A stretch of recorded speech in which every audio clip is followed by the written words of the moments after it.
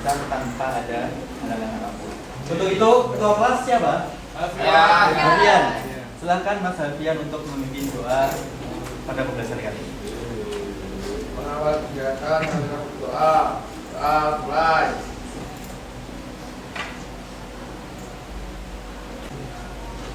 Doa selesai. Baik, saya akan absen hari ini. Siapa yang nggak masuk? Ini ya. Macin Pak. Tanggal 7. Oke, anak-anak, hari ini tolong diperhatikan agar pembelajaran ini bisa kalian pahami terus sampaikan dengan baik. Tapi sebelum masuk ke pembelajaran, Pak Ali punya tebak-tebakan. Mobil apa yang bikin jatuh cinta? Ini merek ya itu boleh. Merek mobil.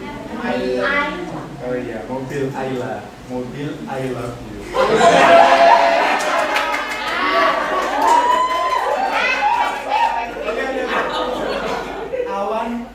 Awan apa yang bikin bahagia? I wanna be with you. Oke, satu lagi. Kipas apa yang sering dinanti oleh para wanita? Sekarang semuanya. Baik, coba ikuti yang saya perintahkan. Tanganmu depan sini semua, yang kiri di sini. Yang kanan coba diputar ke depan, yang kiri diputar ke belakang. Tidak masih salah itu. Oke, cukup anak-anak. Tadi kan ada tebak-tebakan yang berbau cinta. Jadi hari ini kita akan membahas tentang salah satu penyalur cinta yang suci, yaitu dinamakan dengan pernikahan. Oke. Anak-anak, ada pertanyaan. Oh, ini yang kemarin tadi. Oke. Kisah Nabi dan sahabat. Jadi ada seorang pemuda bertanya kepada Nabi Sallallahu Alaihi Wasallam tentang pernikahan. Lalu apa jawabnya beliau? Jadi dalam sebuah hadis diriwayatkan dari Abdullah bin Mas'ud radhiyallahu anhu, Rasulullah bersabda. Jadi ada yang datang kepada Nabi Muhammad. Nah, ini orang itu tuh takut terjerumus ke dalam perzinahan. Maka kata Rasulullah, wahai para pemuda, barang siapa di antara kalian mampu secara fisik dan material dan finansial, maka apa itu? Hendaklah kalian menikah. Jadi sudah ada seruan seperti itu dari Rasulullah SAW. Maka basicnya menikah itu hukumnya adalah sunnah. Selain itu, kenapa kok sunnah? Karena Rasulullah juga mencontohkan beliau sendiri juga menikahi seorang wanita. Nah, karena pernikahan itu lebih menundukkan pandangan. Jadi kalau misalkan memandang yang nggak halal, kalau sudah menikah itu kan berarti memandang yang halal dan tidak berupaya tidak memandang sesuatu yang tidak halal baginya. Itu benar ya. Kalau sudah menikah, dia bisa memandang apa yang sudah halal baginya. Nah, gitu ya. Dan barang siapa yang belum mampu, maka hendaklah kalian berpuasa. Nah, sesungguhnya puasa ini bisa menahan hawa nafsu, menahan keinginan, menahan dari perbuatan yang tidak diinginkan. Lanjut. Perhatikan gambar berikut. Ada 3 gambar. Yang pertama itu ada gambar apa kira-kira? Ya. Pertama adalah pelaksanaan ijab qabul. Dalam pernikahan itu yang paling inti adalah pelaksanaan ijab qabul.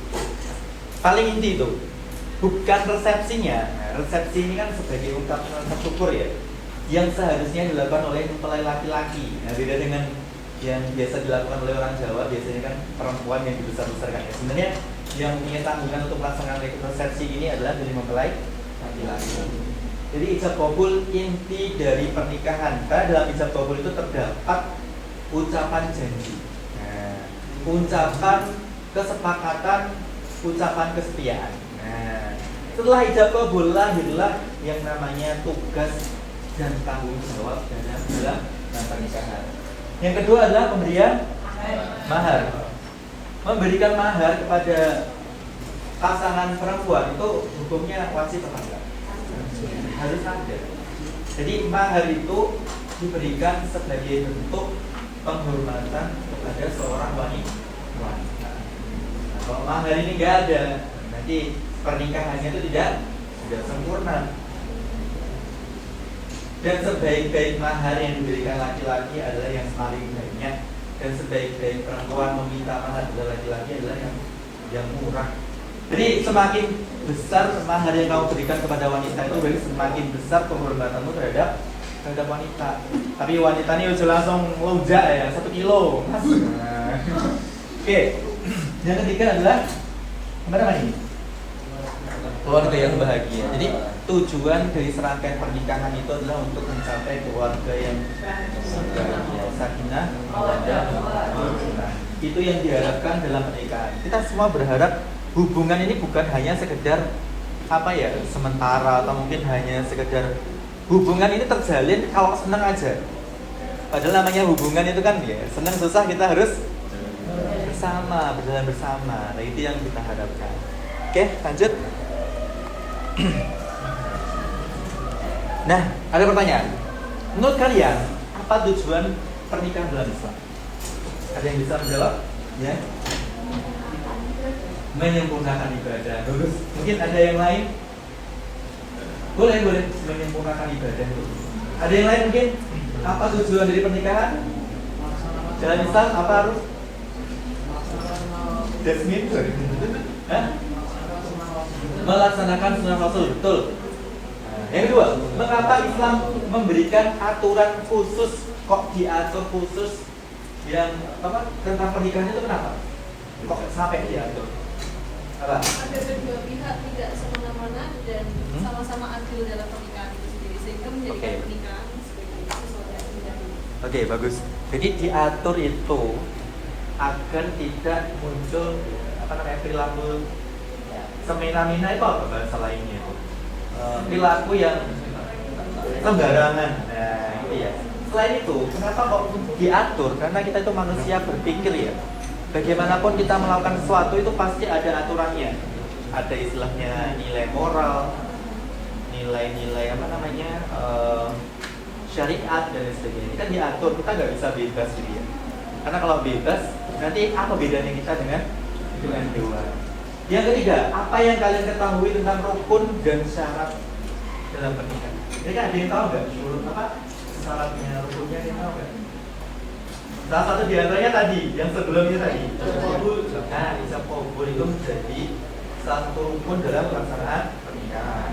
Ada lagi kan? Syaratnya adalah adanya calon pasangan hidup.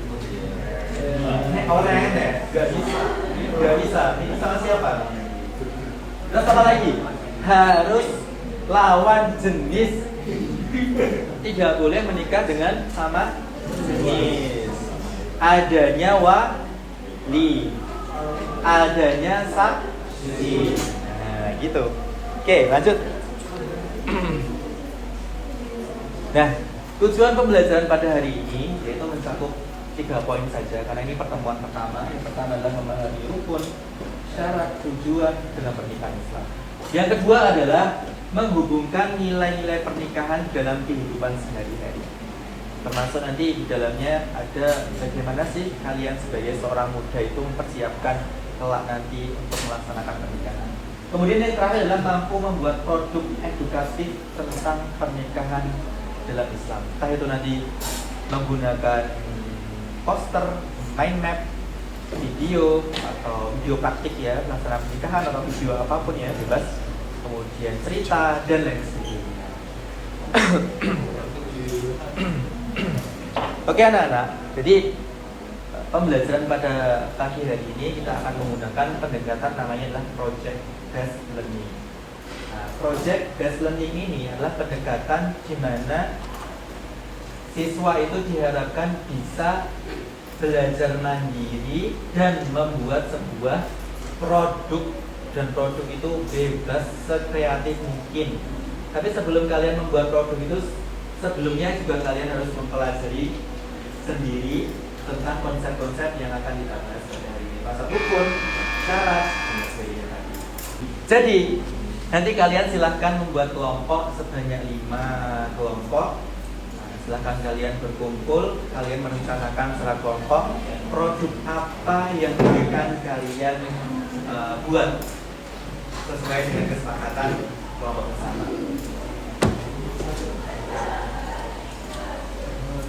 Tapi sebelum itu, saya ingin menyampaikan satu hal ya. Ini tentang pernikahan juga yang sangat penting, yaitu bagaimana cara memilih calon pasangan dalam pernikahan. Dalam Islam, memilih calon pasangan hidup merupakan keputusan yang sangat amat penting. Bayangkan kamu akan melaksanakan separuh hidupmu dengan seseorang. Menyeimbangkan kriteria agama dan akhlak itu juga harus menjadi pertimbangan yang sangat penting. Rasulullah SAW bersabda menyampaikan dalam sebuah hadis bahwa wanita itu dinikahi karena 4 hal. Nabi bersabda, "Tunkihul mar'ata li'irdihi maliha, wa lihasabiha, wa lijamaliha, wa lidiniha." Dari akhir hadis, "Fadfar bidariddin tadibatiata." Menikahi seseorang itu, kalau di sini hadisnya konteksnya wanita ya. Tapi kita juga bisa menggunakan itu untuk perempuan pada laki-laki. Pertama adalah karena walimaliha, karena hartanya. Bagaimanapun kita juga harus realistis dalam memilih calon pasangan hidup. Yang kedua adalah wali hasabiha, karena keturunannya. Dia keturunan siapa?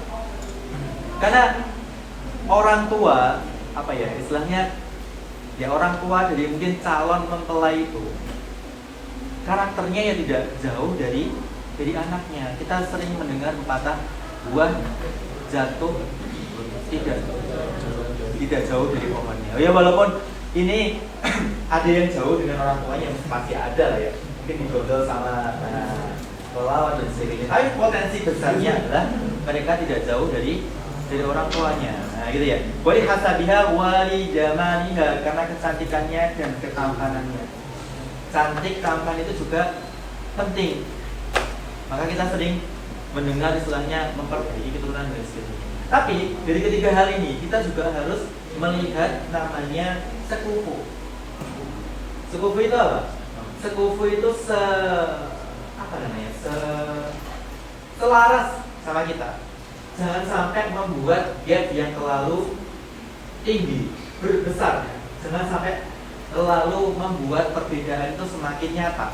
Karena perbedaan dengan pasangan yang semakin besar, maka semakin berpotensi mengakibatkan masalah dalam proses menjalani pernikahan itu. Makanya kamu misalkan hartanya segini, ya kamu akan menikah dengan selevel itu. Kalaupun lebih nggak jauh, kalaupun misalkan lebih kurang ya nggak jauh-jauh banget. Ya paham nggak? Misalkan kamu, kok cantik saya segini, ya jangan nunjuk pengen artis Korea gitu ya. Ini gapnya itu terlalu banyak sehingga nanti akan timbul masalah. Misalkan kamu cantik bagi orang-orang Jawa misalnya gitu, tapi kamu nikah dengan artis Korea yang levelnya berbeda, akhirnya kamu menjadi orang yang sangat posesif, takut cowokmu itu akan diambil oleh orang lain. Sebaliknya juga gitu, laki-laki mencintai atau mungkin menikahi artis Highland misalnya, Skyfriend gitu misalkan. Nah, ternyata akhirnya menjadi laki-laki yang sangat posesif karena dia takut, karena dia merasa dirinya itu kalau dengan dia itu sangat jomblang. Nah itu kan akhirnya akan menimbulkan masalah. Tapi yang terakhir, walidiniha, apa? Karena agamanya. Rasul bersabda, "Fadfar bidariddin talibat." Maka pilihlah karena agamanya, maka kamu akan merasa sempurna, merasa beruntung. Itu yang harus dipertimbangkan. Jadi gini intinya, kamu boleh memilih 4-4-nya ini. Atau mungkin satu nggak bisa pak, hartanya aku nggak bisa, nggak apa-apa. Kok karena kecantikannya saya nggak bisa, nggak ada masalah. Tapi yang penting jangan sampai tinggalkan satu ini karena agamanya. Bagaimanapun pernikahan itu harus dilandasi dengan keimanan, ketakwaan, akhlak, karakter dan sebagainya. Kalau misalkan ada pernikahan yang karena hartanya saja, di Indonesia tuh artis-artis yang sangat kayak 2 orang yang kayak raya ini akhirnya juga bercerai kan banyak. Karena ketampanannya 2 orang ya bercerai ya akhirnya ada aja gitu. Tapi kalau karena agamanya saling agama di sini dalam arti luas bukan hanya pemahaman agama ibadah aja ya, tapi lebih kepada akhlak, karakter, bagaimana cara menghargai, tanggung jawab, kemudian bagaimana cara memperlakukan, gitu ya. Baik, anak-anakku sekalian, hari ini kita akan melakukan kerja kelompok dengan pembelajaran berbasis project based learning. Maka dari itu silahkan kalian berkumpul menurut kelompoknya masing-masing. Silahkan. Perhatikan semuanya. Ini ada LKPD. Di LKPD nanti silahkan dibaca perintah-perintahnya apa dalam membuat produk ya.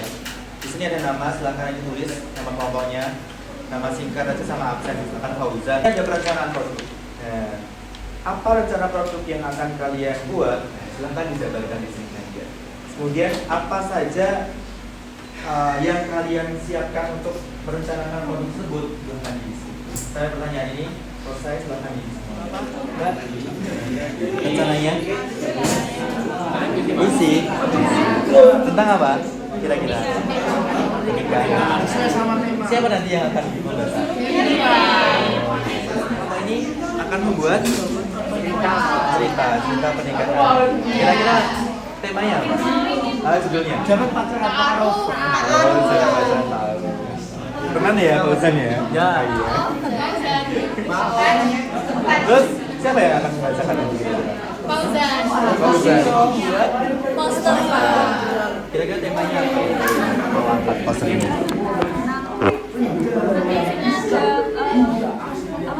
Ingin dari pernikahan, lalu sama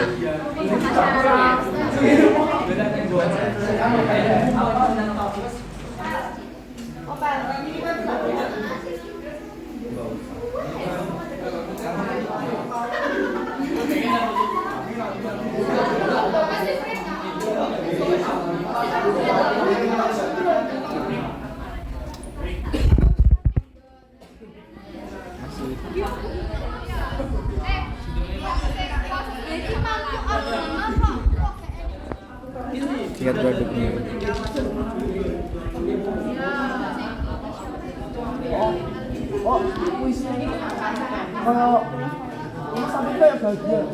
Ini ada yang mau presentasi, ini sudah selesai. Tepuk tangan untuk kelompok ini.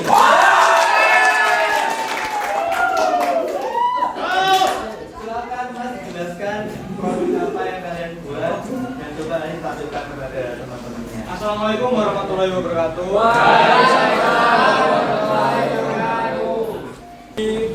Di presentasi kali ini saya akan menampilkan hasil dari pembuatan video praktikum pernikahan yang kita selesaikan dari hasilnya. Seorang majikin program dan komponen besar 5 juta rupiah dibayar ya kan? Saya terima nikah dan kawinnya sama Cahaya binti Hasil dengan mas kawin tersebut dibayar tunai. Bagaimana para saksi?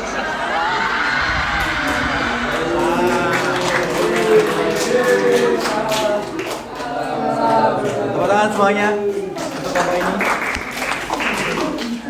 Cinta Abadi karya Yohandi.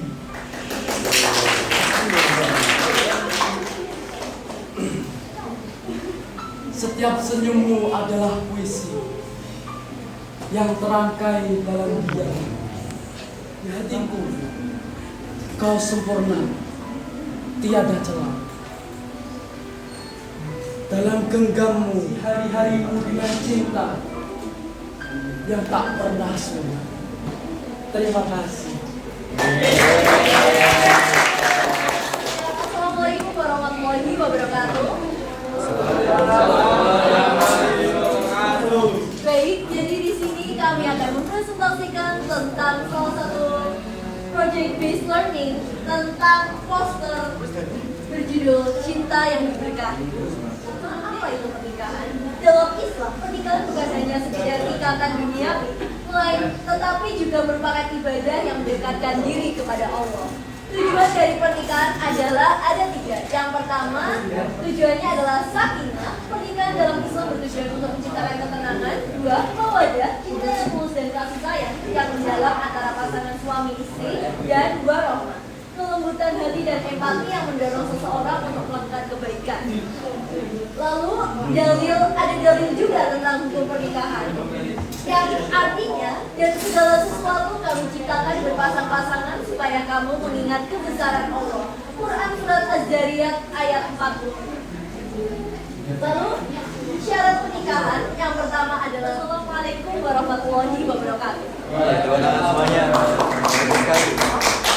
Jadi ini poster tentang pernikahan. Di sini ada tujuan, ada rukun, kemudian ada syarat, ada juga dalil hukum pernikahan. Waalaikumsalam. Kami dari kelompok 3 akan mempresentasikan dari bayang ini. Intinya adalah meminta si janda sama-sama dari kedua, baik dari janda maupun rei itu sama-sama minta petunjuk dari Allah untuk doa mana yang baik, apakah memang kalau jodoh pasti akan dijawab oleh Allah. Nah, di mana di sini rei dan janda menekankan bahwa kita sama-sama sholat istiqoroh ya rei. Tepuk tangan untuk semuanya yang telah mempresentasikan hari ini. Presentasinya sudah luar biasa bagus. Tadi ada yang bercerita, ada yang membacakan puisi, ada yang menampilkan video praktik pernikahan, dan ada yang membuat poster. Luar biasa. Oke, sebelum berakhir, ada hal-hal yang ingin saya sampaikan. Yang pertama adalah marilah kita membaca ayat yang berkaitan dengan pernikahan. Mari kita baca bersama-sama. A'udzu billahi minasyaitonir rajim. Bismillahirrahmanirrahim. Wa anjibul ayama minkum was-salihina min ibadikum wa mala'ikum iyyakum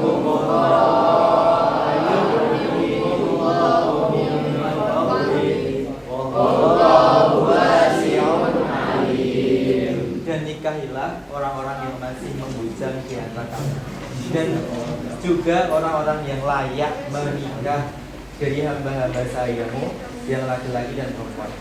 Jika mereka miskin, maka Allah akan memberikan kemampuan kepada mereka dan dengan karunia-Nya. Dan Allah Maha Luas pemberiannya dan Maha Mengetahui. Tapi memang janji ini benar dan saya rasakan juga. Ketika sudah menikah ternyata rizkinya itu selalu ada dan terus bertambah. Ternyata itu enggak bohong. Ini firman Allah dan saya juga langsung real mendapatkan rizki dari Allah Subhanahu wa taala. Lanjut. Oke anak-anak, ini adalah ada hukum, rukun dan tujuan. Hukumnya yang tadi sudah saya jelaskan ya, kemudian rukunnya, perhatikan rukunnya ada mempelai pria dan wanita, tadi sudah ada dijelaskan dalam poster. Kemudian ada tujuan pernikahannya adalah mentaati perintah Allah tentu. Karena fankihu ma tabaha lakum min nisa'i masna wa thulatha wa ruba' fa in khiftum alla ta'dilu fa wahidan, termasuk perintahnya untuk menikah. Yang kedua adalah mendapatkan ketenangan dan rasa kasih sayang. Sebagaimana disebutkan dalam Al-Quran, Quran Surah Ar-Rum ayat 21. Mawaddah wa rahmah ya. Jadi keluarga yang sakinah, mawaddah, warahmah. Kemudian membangun keluarga yang baik. Kemudian yang keempat adalah melanjutkan keturunan yang sholih. Dengan jalan yang baik diharapkan ya mendapatkan hasil yang baik juga gitu ya. Dan yang terakhir adalah menghindari dari perilaku zina dan sejenisnya. Lanjut. Sekarang adalah berhubungan dengan ini, menghubungkan nilai pernikahan. Jadi yang pertama adanya tanggung jawab. Karena dalam pernikahan maka muncul tanggung jawab antara seorang laki-laki dan perempuan. Pernikahan mengajarkan pentingnya menjalankan peran masing-masing. Perhatikan, ada peran masing-masing. Sebagai seorang suami itu perannya apa? Sebagai seorang istri itu perannya apa? Nah, gitu ya. Kemudian untuk apa? Sebagai pendukung utama dalam kehidupan sehari-hari. Nah, nilai ini dapat diterapkan dengan melatih diri untuk bertanggung jawab atas tugas yang sekarang kalian emban di sekolah. Belajar bertanggung jawab. Nanti ketika sudah menikah, karena sudah terbiasa melaksanakan tanggung jawabnya, maka akan gampang Nah, kemudian yang kedua adalah kerjasama. Sebuah keluarga tidak dapat berjalan dengan baik tanpa adanya kerja sama antar dua pasangan tersebut. Perhatikan, jadi yang laki-laki ini ya, misalkan laki-laki perempuan menikah, kemudian yang perempuan dilelah pas repot, dilelah laki-laki perempuan ini sama-sama bisa masak gitu ya. Nah ketika laki-lakinya tuh si suaminya tuh dimintain tolong pada istrinya untuk masak, kok nggak mau, ini artinya tidak mau bersama. Kalau misalkan dia menjawab, nah ini kan tugasnya perempuan, nggak seperti itu. Selagi bisa dikerjakan secara bersama-sama, bergantian, kenapa tidak? Nah gitu ya, kira-kira paham ya?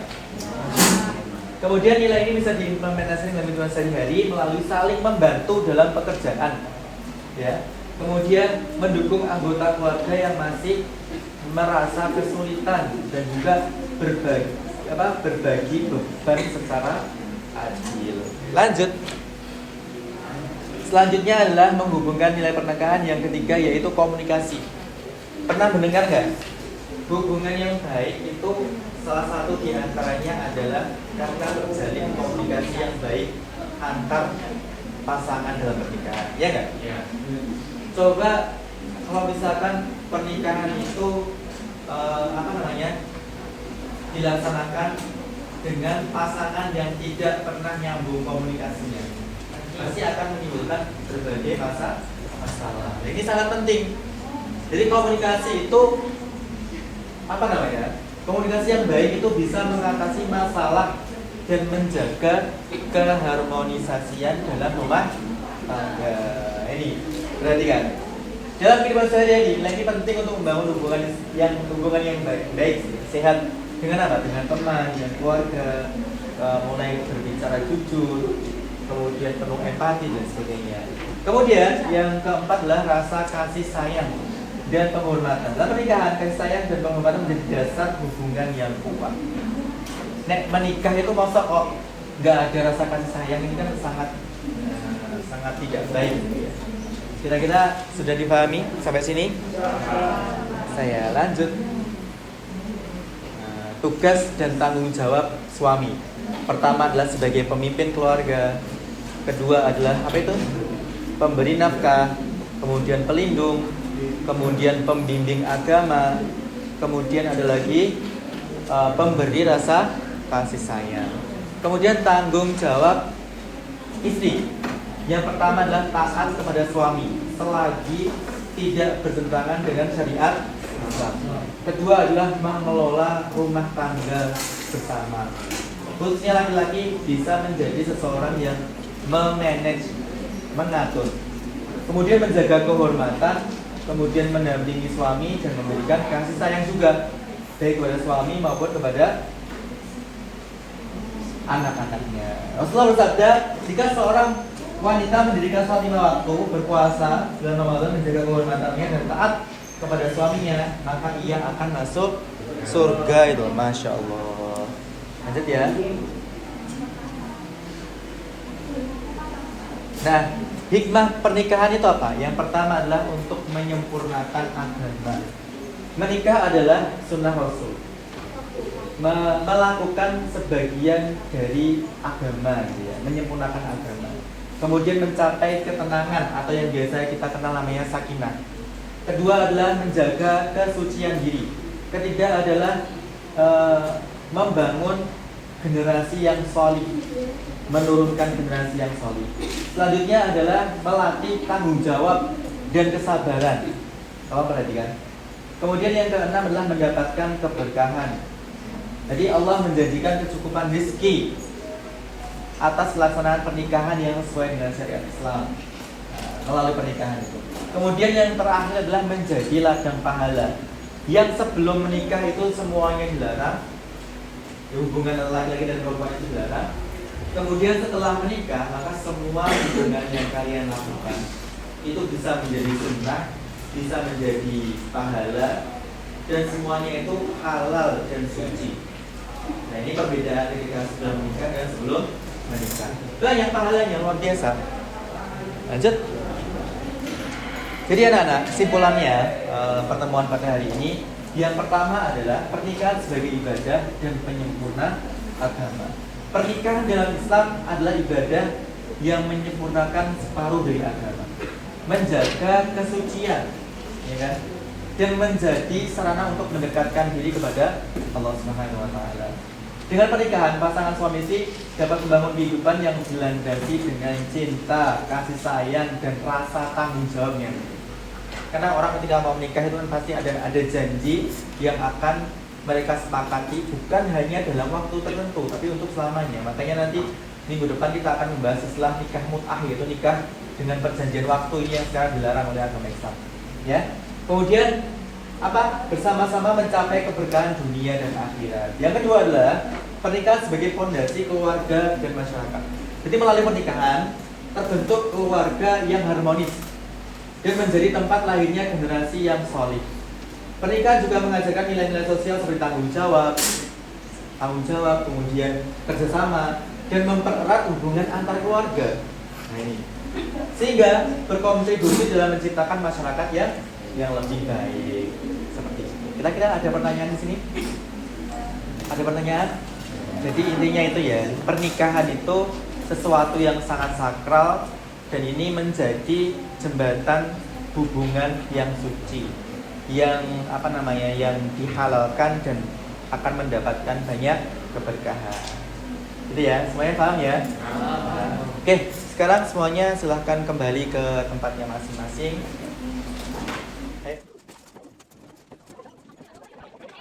Terima kasih semuanya pada pembelajaran hari ini.